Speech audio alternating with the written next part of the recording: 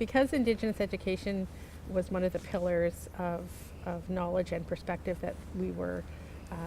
merging together with environmental education in this course, it's important for me, for students to realize that Indigenous education is not just about what we teach, it's also about how we teach.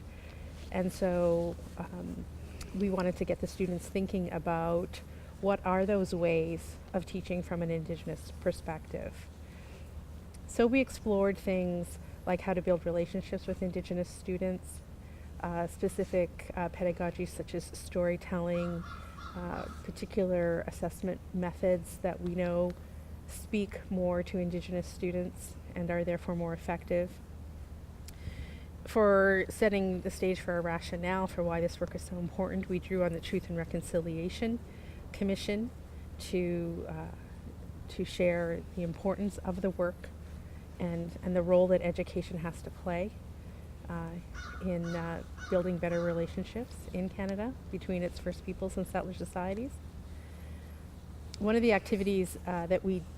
engaged the students in is what we called a bodyography, which was just a tracing of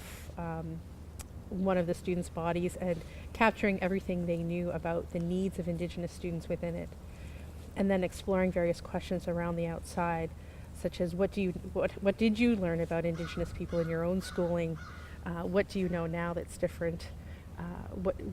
How can you meet the needs of Indigenous students as a teacher? Although two of us don't have specific specializations in Indigenous education, we wanted to show our students that we were